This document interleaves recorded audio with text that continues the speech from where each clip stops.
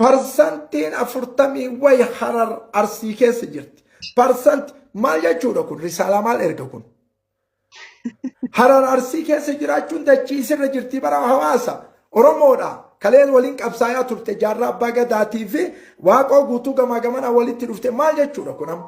Waan gaara keessatti dalagamu biyya keessatti illee haa dalagamuudha jechuudha kun.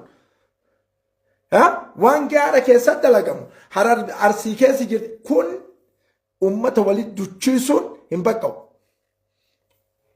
Kun istiraatiijii nama du'ee qofa. Ulamaa qabdi biyyi tun hayyuu qabdi beekaa qabdi. Yoo jenne isin argaa hin jirru bakka isin jirtan. Ummanni Harar kasi komandoon keessa jiru dachiisaa keessa jira. Horatee, qotatee, bocatee, kabajaan jiraatee nyaataa jira, dhugaa jira. Biyya isaati. Maal jechuudha ammoo ka Harar as hagana jira maali akka maal jechuu kun maa adiriyaan. Maraattuu gamaa gamana jirtu qabaa.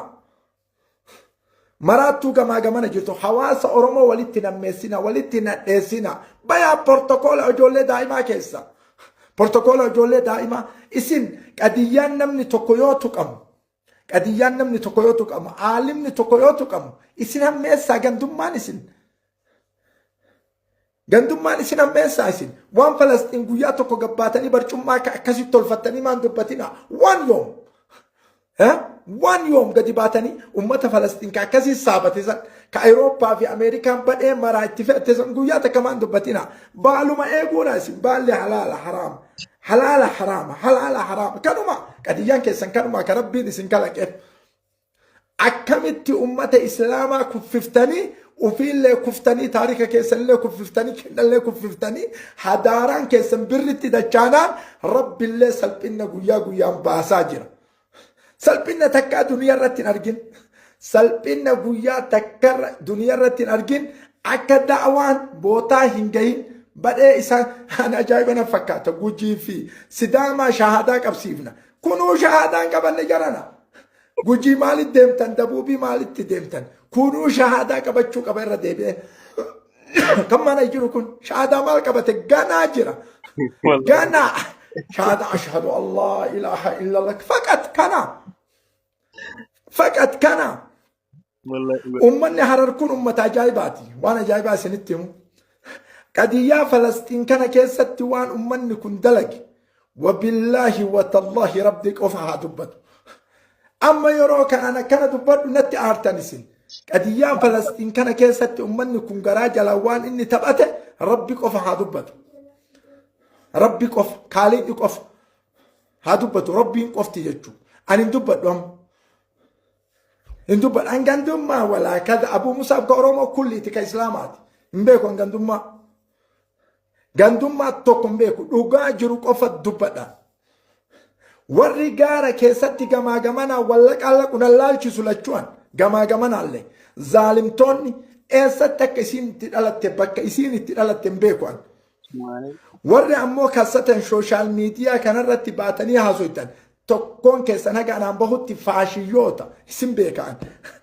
وأقسم بالفاشيوتا واتكا بواتك كان كم كلين كان من إيسو إيسو قف إبلو حاجنا دبته إيجانو حاجنا دبته ميكا كديا فلسطين يسون أمة شيكوتا علماء التفيدة جوالا نورج فتنسين أمة سنيكتهم ستسلا ميكا أما جمان حلال في حرام نسنجين كتيجو قديباو يسون لو كتيجو جمان حلال مو حرام أبو مصعب نكمو بكا حكمين جن علماء بيا فتوى كم فتاوي كم فتوى علماء بيا كفتوى أك أفريقيا تكبم كون قد به حواس نكون أك ولك أبناه جمان مساليح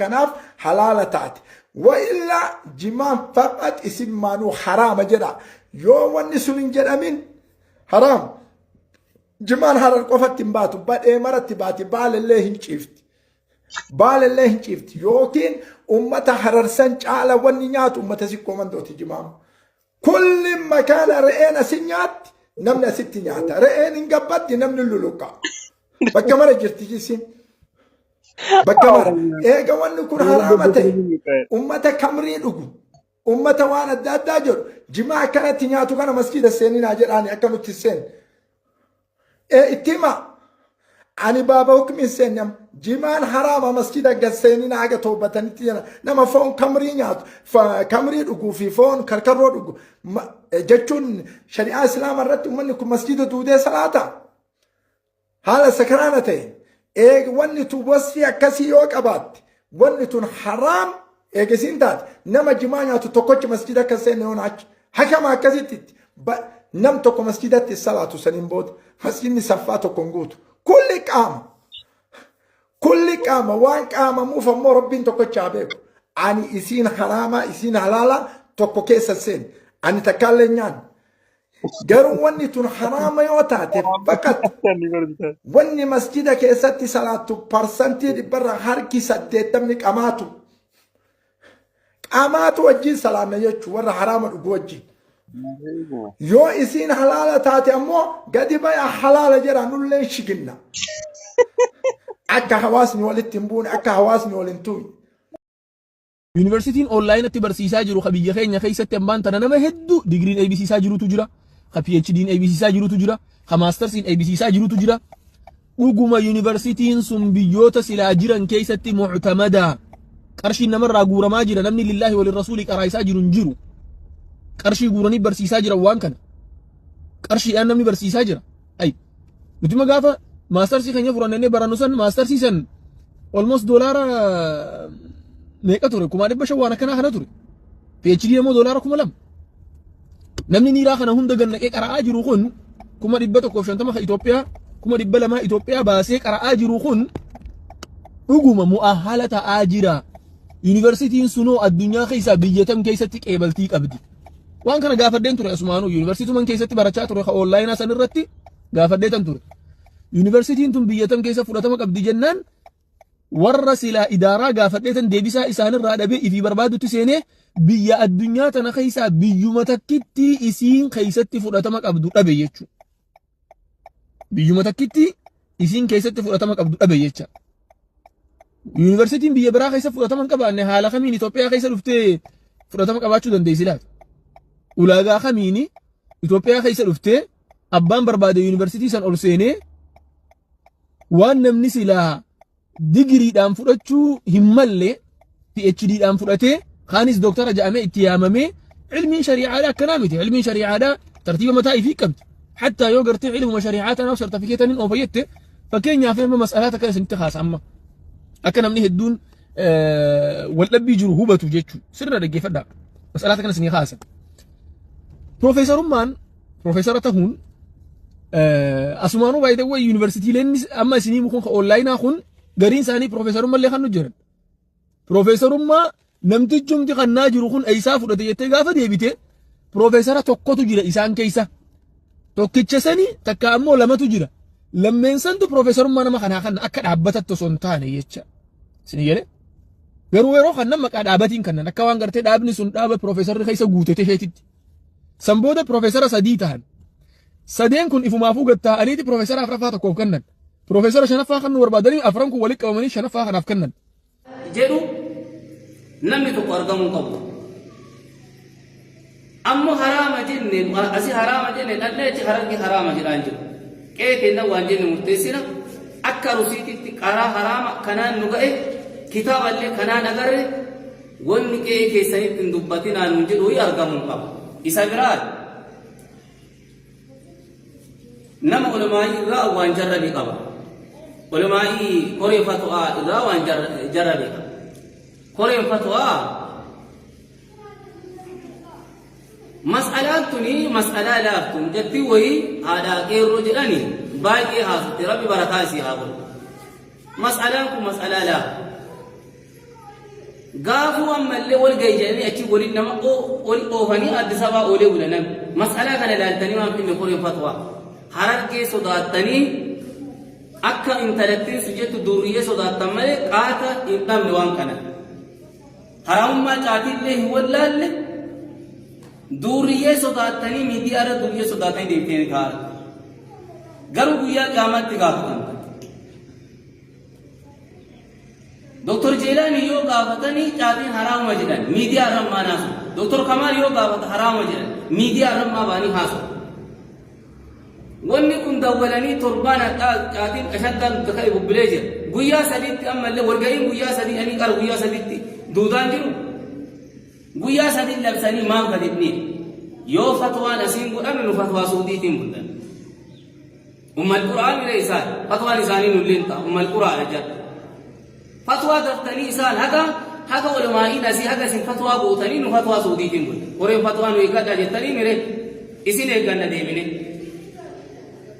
koreen fatwaa eeggannu eeggadhaa jettanii isin eegni garuu haga simaanii mudabeettani fatwaa suudiitiin bullan fatwaan suudii ummal qura'aan nullee nu ta'a حرام عليه القرآن تجيبه فمن هديم ناتي حرام فتوى سعودي جاتي فتوى سعودي تقول لا كوري فتوى سعودي تناقسي إيقاسي نبي النبي تشاك إجرا قام شيء ألي جمع إرتي فتران بدا ويك إجرا شيء ألي إني جمع جاتي نرام جي جنان قام سنين لين جدي قام سنين ليلة شي مجد آجا أتا الليلة شي مجد آجا يوك حرار كين دوريين حرار كي كاسم بلچو نرابين بلا ملي دوريين بل Kore fatwa ammallee suudiitti itti nu dhiisaa eegaa ammallee kennini dubbatu dhabdani sunniin dubbatee jira. Warri Yamaniitu dubbatee jira. Koreen fatwa kammaa Yamani warri caatii irratti guddate caatiin haraama jedhee ammallee lafa kaa'ee jira. Lajnaa warra Yamani dawalaa gaafadhaa koree fatwa kitaaba isaanii ilaala. Warra caatii qama insa miqaalaa qama gatiin miqaalaa gurguratu. إيجا أما اللي فتوى كينا إيجا جتني حقسي فتوى سعودي تنبلا فتوى سعودي أما اللي جاتين حرام كوري فتوى سعودي تنبلا قسم السلام عليكم ورحمة الله وبركاته. وعليكم السلام ورحمة الله وبركاته. باقيلان حلالة ورت ون نفسي سجنا. نجور. نياتا بكجرتني باقيلا. يو برباد دبالة يسال لك أما. نياتا. حلالة ون نفت ون نفسي تكنجر. بكجرتني تفوفا. بسم الله. كبسون باقيلات. وان كان كم نرادو بنو. كان حلال حرام. مالقونا ولا بارجر. موين يكون حلال حرام. مالقونا ولا تكسينه. مالقونا علماء أبونه. وان كلافن كم نياتا نكرا. سنيمت مالقونا علماء أتبونه أبارمنا. بكسدر كان كيننجين. باقيلان حلال. نمني حرام أجر قلقل لايف الرنة تكوتا. شيخ عبد الله ورا. رجع وجين. السلام عليكم. بالا يسال حلال. كما